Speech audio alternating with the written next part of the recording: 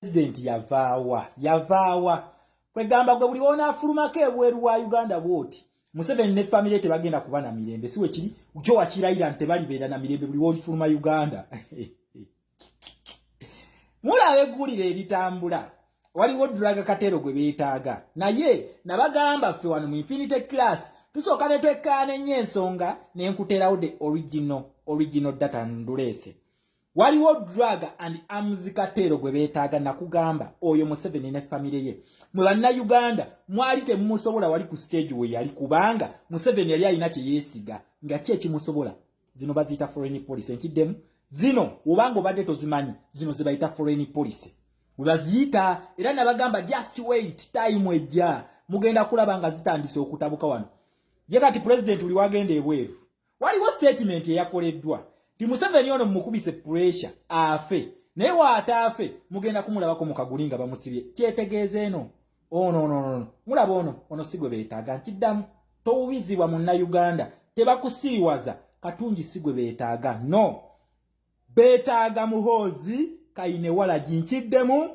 waliwo jene awo mu Uganda awo jene ono ayina amasulubu anywannyo walagi n'omungoye n'afukamu oyo jene oyo ayina ebirooto mbu asobola okufuga Uganda ekyo ng'ayambibwako Russia ne China yes jene ono once upon a time yali yepankira ku ambassador wa America mbu amufulumya Uganda awo bannansi ne tumugamba kikafuwe tosobola kumujja wano oyo walagi wo gwepanka ne family yo togenda kumujja wano abamu kale batera nnyo muyiterya Jeno Bigodo naye simanyi bali nnyali okay nenga balikozesa nnyo banna Uganda nti Jeno Bigodo gwe beetaaga nkiddamu beetaaga Jeno Bigodo muguno omusango sigwono lwaki nkugamba nti beetaaga ono katuddeyo kemabega nakugamba ffe ba Infinity Class ensonga tugiva ku soosi ne tujanga tugirinnyisa bwe bati n'otegeera ekinyusi we tuli nakugambye eyekyuka ba capitalist bagikyusa oba baagala oba tebaagala ekyuka kati abadde n'ekirooto ekyokubeera president essaawa eno wetwogerera yeetaagibwa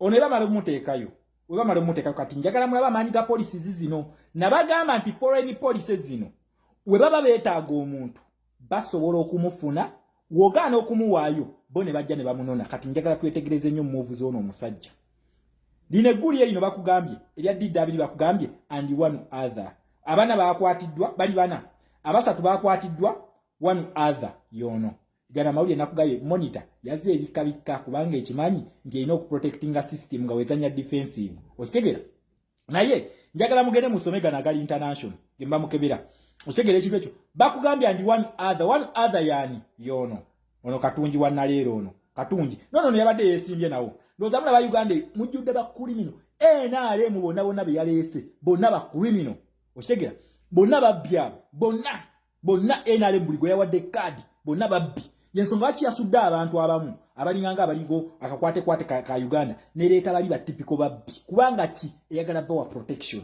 obaye kuba kulwana bana babbi babira redo kikola kakati katugende empola ono batugambe 2016 we byatandikira 2016 kye kyaliwo mu Uganda Museveni watandikira line eyokuteeka muhozi kaine lugaba muki ku ntebe ngatukola ki bakyusa 50 ya master plan abajina mugende mugisome bateekawo Bahima Century Dynasty ekutufuga emyaka 10 2016 baleeta retired Kano Kiza Besigye mukijjukira afuuka opposition figure leading mu Uganda 2016 olwo batandise okubira muhozi kaine lugaba line okufuuka president 2016 wetuli 2016 olwo tujja tutandise okusembera okufa kw'abantu 2016 wa masasa agasinga obungi mu baamaje bennyini obukumbi obubazzi kwata ku mutwe obugundi nga bakuba ba generals nga batisa obubazzi 2016 byatandikira ne bikyaka ne tujja paka eno namba kirumira byakyakira ukyali ki bali bakubira muhozi kaine walagi kubo kujja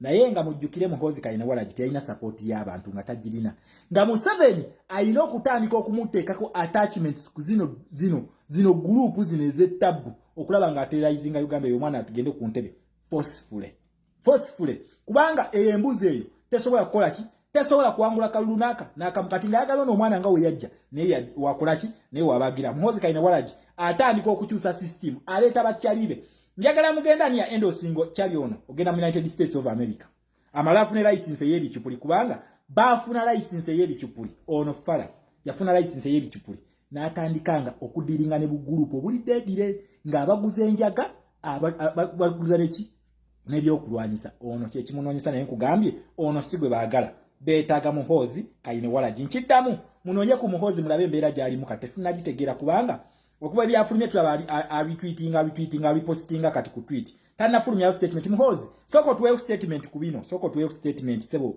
General CDF wa Uganda mubbi Dwaga Kateero oyo gwe muyina oyo. Dwaga Kateero Muhoozi Kayinewalagi Dwaga Kateero abadde akola ng'ayitamu ono omusajja we Katungi. Ono yabadde abali presenting ndowooza mukya family etufugeeyo mugiraba. Taata is international rebel. Agenda atinkula obubinja bw'abayekera buli wamu ateekayo obubinja bw'abayekera. Omwana ayagala okufuga Uganda is a cocaine and arms Kateero. Okitegeera? Oyo omwana adiringa mu njaga drug dealer. Ndowooza mukya buli kye mbadde mukuba president waffe kati bibakyukidde. Kakati bassebo mugenda tu accountability ya sente z'enjaga ze banoonyeza. Sente y'enjaga mugenda tubuulira. Njagala mude abalina Congress report be najiwa. Nga boogera nti Museveni abadde nga sponsoring obubinja bw'abayekera n'ebyokulwanyisa nga biyita mu Uganda. Ani ali mu control y'amagye? Muhoozi Kayinewalagi. Kati munna Uganda tebakulimba. Tebakulya ebinusu. Nti ono fala n'obwatunira obwafala bwe gwe beetaaga never. Tebakikulimba. Beetaaga nkugambye ayina amasulubu bwati mu Uganda awo. Utasobola kukola speech, public speech mu bantu tasobola n'omwana wa Nasala amusinga. Mukunya Walagi buli bbala agimanyi. Oyo gwe beetaaga buli bbala agimanyi, gyanywera Walagi agimanyi. Kati tumwetaaga. Museveni nakugamba, you are dealing with wrong people. Nakugamba gwe, weefuula ow'ekitalo, naye nze nakugamba Justice Busiru we bubatawaanya, but ojja kubalabako. Bannayuganda tetunnaba, temugira nnyo temukyamuukirira nnyo tetunnaba, just katandika butandisi. Mugenda kulaba ku foreign policy wezikola. Bulijjo nze bagamba ze zino zembanyumizaako. Bulijjo zembanyumizaako. Kakati mugenda kutandika okulaba nga zikola. Ono tumwetaaga ye. Museveni, ono tumwetaaga. Muhoozi Kayinewalagi, ono tumwetaaga ne watuukira ayina okwogera mukama we. Ono fala tasobola kubeera na ddiiru eyo egenda kutandika kufuna ezo gundi za bicupuli ezo. Tasobola. Bino ebintu bya 26 nakugamba oyo fala Museveni omulaba. Bamuyinako fayiro. Abalina Congress report. Mugiraba nti etandika okuva lwe yajja. Kakati bino ebya Muhoozi Kayinewalagi 26 ani yaliwo bali bashepinga Muhoozi Kayinewalagi. Yensonga lwaki bitandikira. Okitegeera ekintu ekyo. Kati tolimbibwa nti ono gwe beetaaga ono talina kyali. Ye mu politics wa Uganda ani abadde amumanyi. Ani amumanyi. Nakugambye ono bano bayita ba capitalist. The Americans yalidinze ku luno. Okitegeera. Ku luno America yalidinze. Muhoozi Kayinewalagi yali yepankira kwa ambassador wa America. Gwe yali yepankako. Kakati bagenda kukulaga. Bagenda kukamulamu Walagi oyo, oyo Walagi oyo. Agamalevu ago gobadde ng'ogira ng'otulugunya ba Edi Mutwe. Bagenda kukamula Walagi. Ogenda kutya jajja. Era kati kyoba okola katandika okutumya zirusinze ezisemba kwa bagenda kunona. Kiddamu. Munnayuganda oba osiimye nkusomera omusango w'egugwa, muteekawo mu comment section mugambe gusome. Mugambe gusome, mbalage w'egugwa, omusango gwe bavunaana ono. Gwe bavunaana mukama we Kayinewalagi agenda mutuwa. Wano tukyalina one other, we tulina one other yono. Na yono watuukirayo agenda kwogera mukama we nkugambye. Ono 26 njagala muddeyo mulabe paka we tuli leero. Otegeere. Museveni ye batutandikira eri mu 1800 gye batutandikira. Ono Kayinewalagi gwe batandikidde mu 26. Njagala oddeyo ku byafaayo ebyo deni tweyongereyo. Bano badulaga Kateero babbi. Family ebyawo yefuula y'abalokole. Naye entemu badiringa mu njaga, badiringa mu byakulwanyisa, be bali ebisiyaga. Kakati mu Uganda mutulekedde kifaananyi kibasajja mmwe. Kifaananyi kike mutulekedde ddala. Kifaananyi kike mutulekedde mu Uganda. Bannange mulaba Uganda eyo. President abagamba tuyina omulimu ogw'okukola ku Uganda eyo nga bano bavuddeko. Tuyina omulimu. One tuyina okukomyawo image yaffe. Mujjukire passport ezikozesebwa kati aba Nigeria, ababbi abanagana bakozesa zaffe za Uganda. Kakati tuzza ate ne tujja nti president abadde abafuga ne family ye baduraga Kateero. Baduraga Kateero bayaga. Badi mumanyi bano bagundi bano bamwogeza ddembe babire drago. Kati Muhoozi Kayinewalagi babadde. Ekyana kino. Kati olina kalungi kidala ko tulina okugira kutusinze tukuwa president. Gwe mutamivu, gwe atasobola kola speech, gwe ali awo oli degenerate tolina mpisa, gwe draga Kateero. Kakati tugenda kukolera kiddala. Namwe mutusasire bannayuganda kwa president be mutuleetera.